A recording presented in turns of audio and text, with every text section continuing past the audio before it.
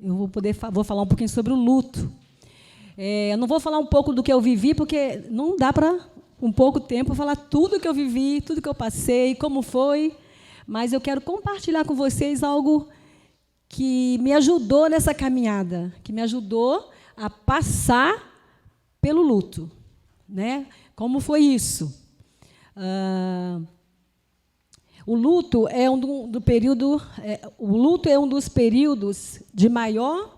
Deixa eu botar um óculos, gente. Não vou conseguir ler. O luto é um dos períodos de maior luta que enfrentamos na vida, não é verdade? É algo que não dá para descrever. É uma batalha de sobrevivência e dos recomeços. Eu tenho consciência hoje que eu não vou conseguir falar tudo que eu gostaria de falar e nem esgotar o assunto sobre luto, porque é complexo, é muita coisa, não daria mesmo. Então, a gente vai resumir um pouco tudo, tá bom? Para vocês entenderem um pouquinho sobre o luto. Então, tudo o que temos e que fazemos é andar com Jesus Cristo e inspirar os nossos parentes e amigos a andarem também. Porque no luto, se você não estiver firme com o Senhor, é muito difícil. Já é difícil com o Senhor, né? Então, na nossa vida, nós sabemos que uma coisa é certa, iremos nascer e iremos morrer. Um dia iremos morrer, não é verdade? Só que a gente não se prepara para isso. A gente não se prepara, a gente nem fala disso em casa. Não é verdade? A gente não fala disso em casa. Então, o luto é algo que, de repente, acontece. Né? Como vocês viram a Renata falar, meu esposo estava com 49 anos, de um dia para o outro, pegou uma gripe, e uma semana ele veio a falecer. Então, é algo que nos surpreende, que vem de surpresa. Algo que nos deixa... Né? E agora? O que aconteceu? Né? Então, mas a Bíblia nos diz que há tempo para tudo nessa vida. Há tempo de chorar. Né? E Eclesiastes 3, de 1 a 4, fala que é tempo de chorar, que é tempo de cantar, é tempo de sorrir, é tempo de amar. Tudo tem seu tempo. E nós, como seres humanos, como estamos aqui nesse mundo, a gente vai passar por momentos difíceis, por tribulação, por luta, por dificuldade, né? E o luto é o tempo de choro mesmo, tem que chorar, né? O tempo do luto é o mesmo tempo de chorar, de extravasar e também de orar e se aproximar de Deus. Eu conheço pessoas que no luto, em vez de se aproximar, ela se afasta. Mas não é assim. Porque Deus, Ele tem o melhor para nós. Ele sabe de todas as coisas. Nosso Deus, Ele é soberano. Amém? Ele é soberano. O luto normal não é errado. Não é errado você estar no luto, sofrer o luto. Mas torna-se um problema quando dura demais. Existem pessoas que entram no luto e ficam toda a vida. Eu conheço pessoas que estão mais de 20 anos que sofrem pelo marido que morreu. Está errado. O luto tem que ter um tempo, não pode durar muito, porque a vida tem que continuar. A vida tem que continuar. Então, a tristeza não pode durar para sempre. E mesmo sentindo a falta de quem morreu, é preciso continuar a vida. Olhar para frente, sonhar de novo, reconstruir a história. Ficar muito tempo de luto não é saudável, como eu já falei antes. Não é bom. No luto, podemos encontrar consolação em Jesus Cristo. Ele disse, né? Bem-aventurados que choram, porque serão consolados.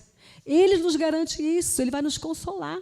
Né? Ele também fala que Ele mandou o Espírito Santo para nos consolar. É Ele que nos consola nesse tempo difícil. Em Ezequiel 18:32, diz assim, que Deus não se alegra com a morte de ninguém. A morte é uma das consequências do pecado. Mas em Jesus temos a esperança da ressurreição e da vida eterna. Nós sabemos que essa vida é passageira. Estamos aqui por um tempo. Existe um tempo de validade, né? Cada um de nós. Eu não sei quanto tempo vou ficar ainda aqui nessa terra, mas existe um tempo para mim e para você. Mas aquele que crê em Deus, a palavra de Deus fala que crê em mim, ainda que morra, viverá. E quem vive e crê em mim não morrerá eternamente, diz a palavra do Senhor. E nós sabemos que temos uma vida eterna, que a vida não se resume só aqui. Aqui é passageiro, nós chamamos de passagem. De passagem. Se você não sabe disso, somente o jovem acha que nunca vai morrer, né? Eu lembro quando era jovem, não vou morrer nunca. Mas não vamos morrer nunca mesmo, né? Nós que cremos no Senhor, nós seremos ressuscitados com Ele, estaremos na glória, seremos vivos com Deus, né? De todo modo, o luto sempre será uma fase complicada, porque é necessário, em algum momento, recomeçar, enfrentando uma perda significativa em nossa vida. Esse ciclo de tristeza, que é a dor, né, da perda e superação, faz parte de um processo de amadurecimento de cada pessoa. No luto, tudo que nós passamos, que é difícil, né, é triste, é doloroso, é complicado, você fica realmente abatida, você fica sem vida, sem identidade, muitas das vezes, né? Mas é necessário superar. E Deus vai te dar essa condição de você superar tudo isso, dando condição. É claro que no luto, existem várias coisas que acontecem, vários estágios no luto. Por exemplo, o que é luto? Vamos ver primeiro o que é luto aqui.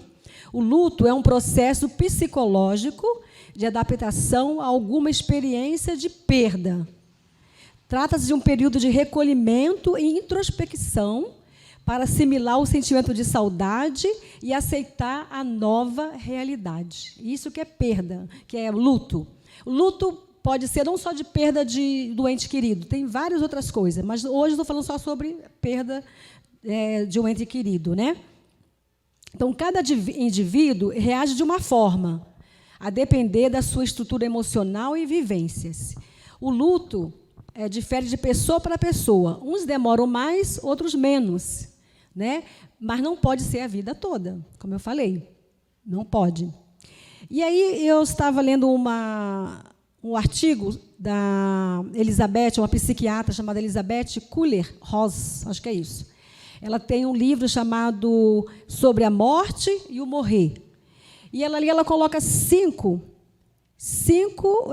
estágios do luto, né, que são a negação, raiva, negociação, depressão e aceitação.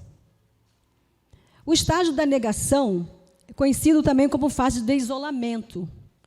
A primeira das 5 etapas do luto serve como um mecanismo de defesa temporário. Então, a primeira coisa, quando você sabe da notícia que morreu um ente querido, você nega. Não é verdade. Não acredito. Não é possível. Ele, como assim? Né? A gente quer negar, a gente quer achar que não é verdade. A gente está querendo negar em todas as formas, né? Deixa eu ver aqui. Então, são vários. Então, tem um tempo para um para-choque, que isso é porque alivia o impacto da notícia, uma recusa a confrontar-se com a situação. Isso faz parte do nosso sentimento, né? Quando acontece, você quer achar melhor não acreditar que aconteceu do que você, né? Então, você nega em todo o tempo. Então, como lidar com a negação do luto? Desde o início, o acompanhamento psicológico é essencial. É muito importante ter um acompanhamento. Nesse momento, a necessidade de se isolar e estar consigo mesmo é recorrente. Portanto, é importante que as demais pessoas respeitem esse tempo, o tempo do acolhimento, de você estar só. As pessoas têm que entender isso, né? Porque faz parte, você tem que não tem como. Você fica triste mesmo, você vai chorar, você vai ficar, né, com esse sentimento de tristeza, de abandono, um sentimento de culpa, às vezes. Então, são vários sentimentos. O outro estágio, depois da negação, vem o estágio da raiva. Acontece quando as pessoas saem da introspecção intensa da negação, quando ela sai dessa negação, e, finalmente, começa a externalizar um sentimento que é a revolta. Há também a procura de culpados e questionamentos, tal como, por que ele? com o intuito de aliviar o imenso sofrimento. Então, para aliviar o nosso sofrimento, a gente fala, por que ele foi tão cedo? Né? Poxa, eu poderia ter feito mais alguma coisa, o que eu poderia ter feito para ajudar? Sei lá, a gente pensa mil coisas, né? Aí, como lidar com essa raiva do luto? É importante respeitar o espaço do indivíduo que está passando pela perda. É um momento provisório, é um momento que faz parte desse estágio do luto, né? Que é essa raiva que, no momento, você fica do acontecimento. Depois vem o terceiro estágio, que é a negação, que é a barganha. Os pensamentos de que as coisas podem voltar a ser como antes. E prevalece a pessoa tenta negociar consigo mesma e com os outros e que isso aconteça, né? Ela quer achar que as coisas vai ser como antes. Só que não tem como ser como antes. A pessoa que você estava ao seu lado, que estava ali, não está mais, não está presente. E as coisas mudam mesmo, não tem como. Faz parte, né? E, às vezes, você quer negociar isso. E como lidar com essa negociação? O processo é de se conscientizar que, na verdade, o que está por trás da barganha é a culpa por acreditar que se poderia ter feito algo de diferente. É preciso tirar esse peso e entender que agir assim é permanecer preso ao passado. Né? Às vezes a gente quer negociar com a gente mesmo e achar que, se a gente tivesse feito alguma coisa, ia melhorar alguma coisa a mais. O quarto estágio é a depressão. E é a partir desse momento que o indivíduo começa a lidar verdadeiramente com a perda. É quando você já passou pelo estágio da negação, da raiva, da negociação, e aí vem a depressão. Né? A depressão. Uma vez que a pessoa atravessou as fases da natureza mais combativas, como a autodefesa da negação, o confronto da raiva, ela costuma vivenciar o luto de forma mais intensa na quarta fase, que é essa fase da depressão. A depressão preparatória é o momento em que a aceitação está mais próxima. É quando as pessoas ficam quietas, repensando e processando o que elas vivenciaram e analisando o impacto da experiência na sua vida. É bem complicado esse momento do luto, por isso que é necessário ter um acompanhamento psicológico. Porque cada um reage de uma forma, né? Cada um reage de uma forma. Mas é essencial ressaltar que somente um psicólogo e psiquiatra são capazes de avaliar a gravidade desse momento e orientar a melhor forma para lidar com isso. Amém? O quinto estágio é a aceitação. Por fim, a última etapa é a aceitação. Quando se chega a esse estágio, as pessoas lidam com seus sentimentos de forma serena. E o momento em que consegue expressar de forma mais clara sentimentos, emoções, frustrações, dificuldades que a circundam. E como lidar com a aceitação do luto? Nesse momento, é importante perceber que a realidade da perda é permanente. Portanto, a saudade sempre estará presente. Mas não é mais um grande pesar, sempre. Assim, será possível aprender a conviver com essa falta. Então, é importante, nessa fase da aceitação, saber que realmente não tem jeito. A pessoa não vai estar mais lá. Não tem como, não tem como. É a realidade. Né? Eu tive um momento que eu falei, eu estou viúva. Meu marido não está mais aqui. E agora, o que eu faço? Né? Como recomeçar isso? Como reestruturar a minha vida de novo? Né? Como eu tivesse perdido tudo. Mas eu tinha algo precioso, que era o Senhor Jesus, que estava me sustentando em todo o tempo. Então, depois que a gente passa nessa fase, a gente tem que ir para uma fase que é muito importante. Como eu falei para vocês, a gente não pode querer ficar todo o tempo no luto. Há um tempo, não pode ficar a vida toda. Porque tem um momento que você precisa alcançar essa cura emocional. É necessário que você deixar Deus te curar aquela ferida que ficou aberta, aquela ferida que dói. E quando você lembra, você chora, que quando você faz alguma coisa sozinha, que fazer com a pessoa que você amava, você não faz mais, né? Quando tudo que você vai fazer, você lembra a pessoa, tudo, porque foi uma vida com a pessoa, né? Então, faz parte.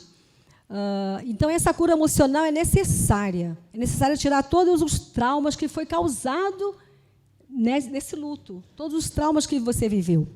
Então, você precisa ressignificar a sua vida. Ressignificar seria dar um novo sentido ao que você viveu. Precisa dar um novo sentido para a sua vida. Essa trajetória não é fácil, nem simples, nem rápida, e muito menos indolor.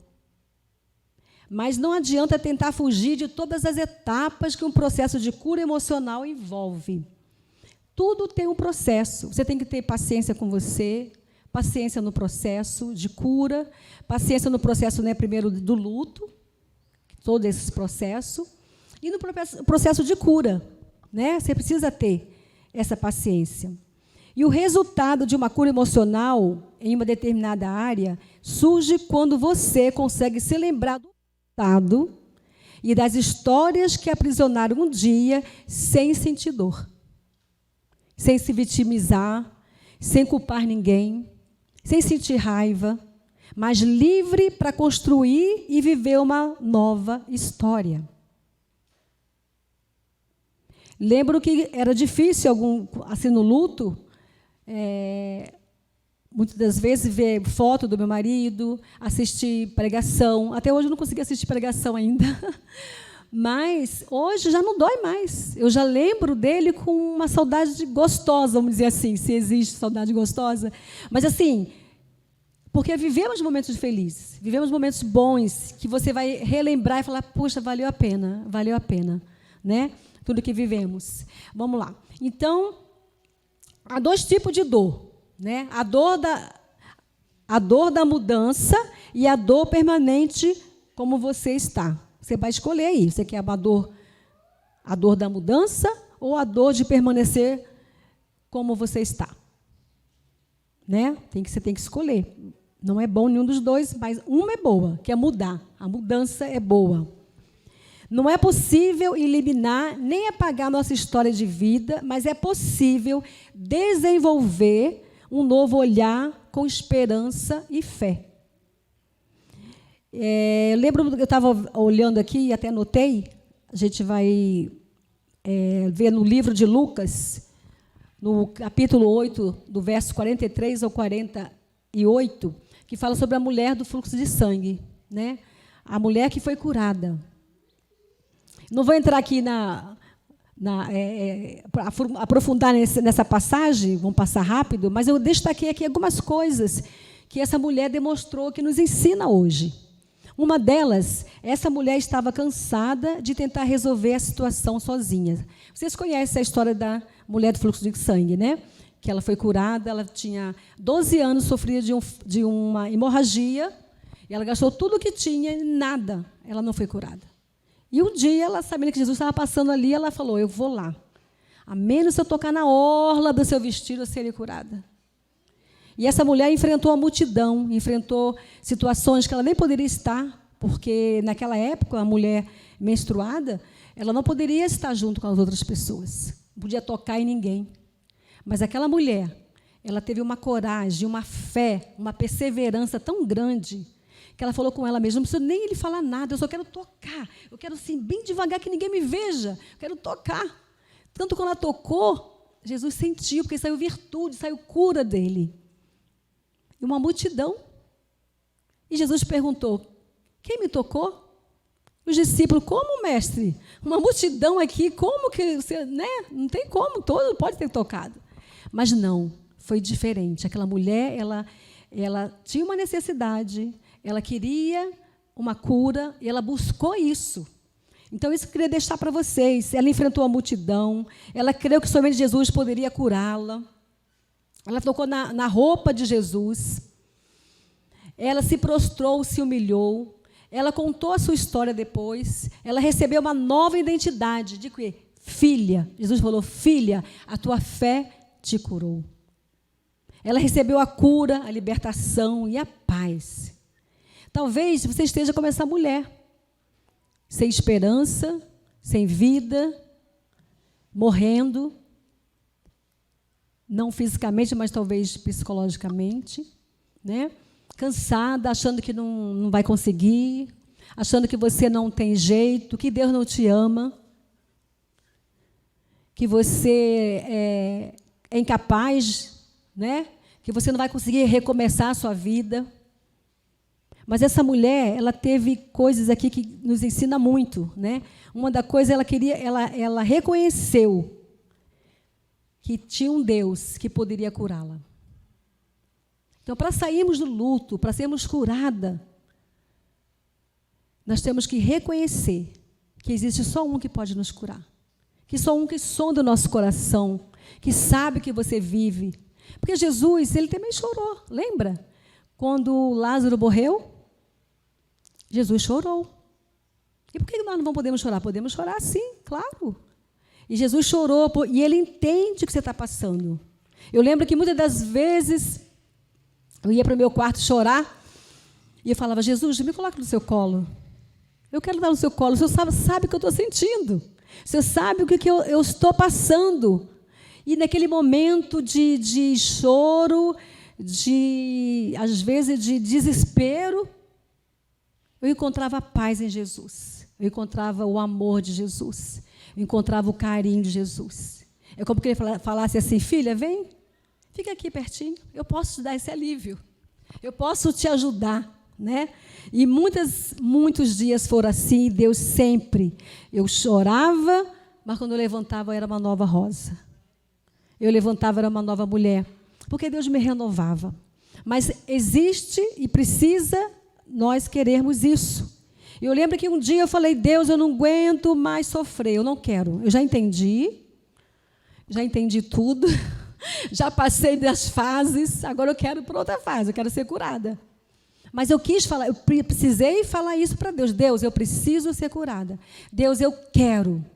Assim como essa mulher fez no fluxo de sangue. Ela creu e sabia que ela poderia contar com Deus. Que sabia que Ele poderia curar. Então, é necessário você querer.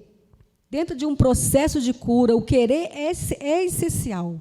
Pois será esse querer que te manterá persistindo diante de todos os desafios que envolvem um processo como esse. Temos que querer isso ardentemente, como essa mulher fez. Outra coisa, para alcançar a cura, nós temos que crer. Crer. Como a mulher do fluxo de sangue, será necessário você crer de todo o coração que Deus irá te curar cada área da sua vida. Ressuscitar os dons, os talentos, capacidades e habilidades que Ele mesmo colocou em você, que estejam mortas ou enterradas por causa das dores. Porque na dor a gente não enxerga nada, né? Na dor a gente não vê o mundo preto e branco. Eu falava que assim, estou no preto e branco. Estou no colorido agora, glória a Deus. Mas na dor, quando você está chorando, você está triste, você está abatida, você só quer chorar, você não vê nada que te agrade, que é bom, né? Mas com Jesus é diferente. Quando Ele começa a entrar na sua vida, mudar a sua vida, as coisas mudam. Muda totalmente. Outro passo para alcançar a cura é se apoderar da identidade de filha. Saber que você é filha de Deus. Você é amada por Deus. Deus não está te punindo porque levou o teu ente querido. Ele ainda está falando assim, vou botar você de castigo. Você vai ficar aí, vai chorar. Não. Não é isso que Deus quer. Como nós lemos antes, né, naquele versículo, Ezequiel, se não me engano, que fala que Deus não tem prazer na morte. Porque a morte faz parte do pecado, né? Deus nos fez para morrer.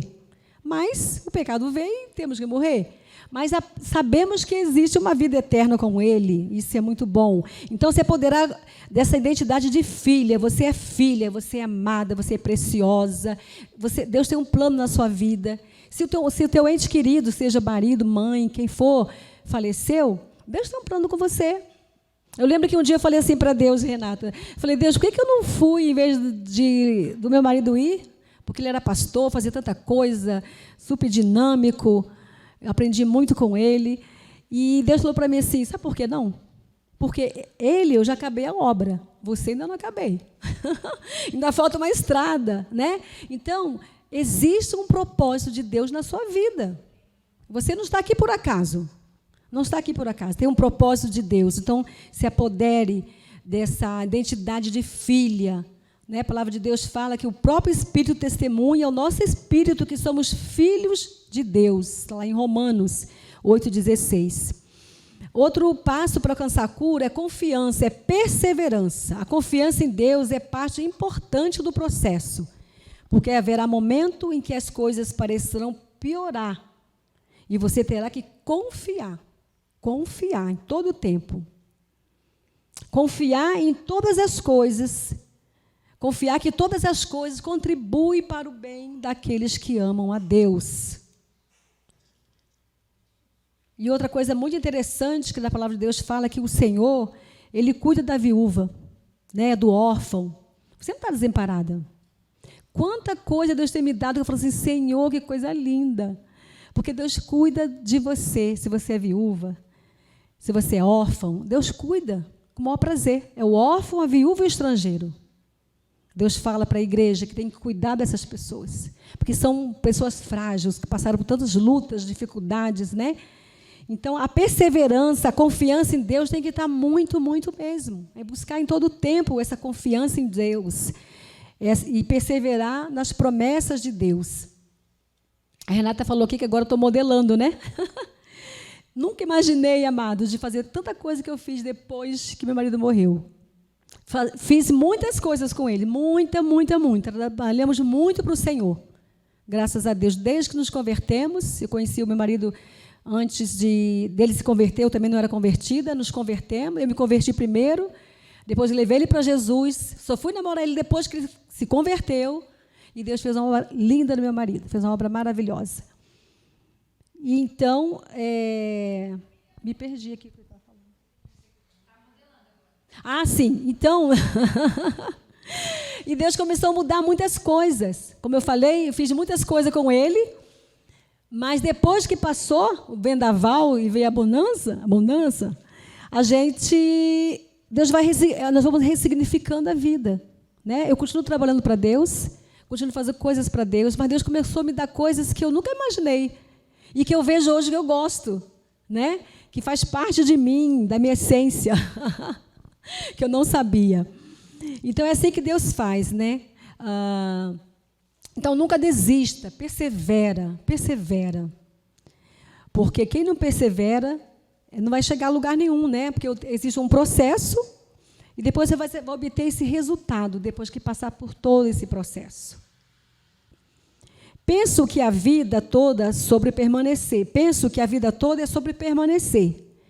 Permanecer, apesar da dor, das perdas, das traições, permanecer nos processos, permanecer diante dos desafios e medos, permanecer na busca sobre mais de Deus, permanecer nas promessas do propósito e na missão, permanecer na gratidão e na intercessão, gerando o novo de Deus, permanecer obedecendo e confiando, mas também permanecer em Deus, nos princípios, quando tudo vai bem. Temos que permanecer firmes na palavra, firmes no Senhor. E tem um outro aqui, que eu já falei um pouquinho, mas sobre ressignificar o passado, né?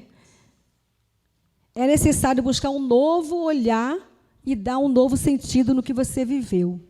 Foi isso que eu fiz e posso dizer que o caminho foi muito mais leve, pleno,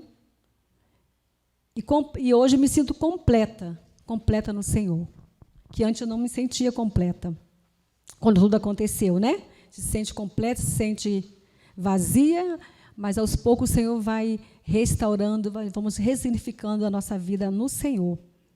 Quando você aceita a sua história de vida, você organiza as suas memórias e encontra boas memórias escondidas no meio da dor. Isso gera muito mais cura. Valorize tudo que você viveu. Isso é muito importante, amadas. Valorize tudo que você viveu. Tudo. Até as coisas que não foram boas, que errou. Né? Isso ajuda também no processo de crescimento. No processo de ressignificar, é importante também encontrar um propósito dentro da sua história de vida que ajude outras pessoas. O versículo do tema, né? Está em 2 Coríntios 1:4, que fala assim, que nos consola com toda a nossa tribulação, para que também possamos consolar os que estiverem em alguma tribulação, com a consolação com que nós mesmos somos consolados por Deus. É necessário também, amados, depois que Deus nos cura, depois que a gente se ressignifica a nossa vida, a gente ajudar outras pessoas. Ajudar. Qual é o propósito? Deus te deu algum problema, uma dificuldade, um luto, para você amadurecer, não é para você morrer. Jeremias 11, acho que é 11, 29, é uma coisa assim, que fala que, Deus fala assim, bem sei o pensamento que tem a respeito de vós, pensamento de paz e não de guerra, para vos dar o fim que desejais.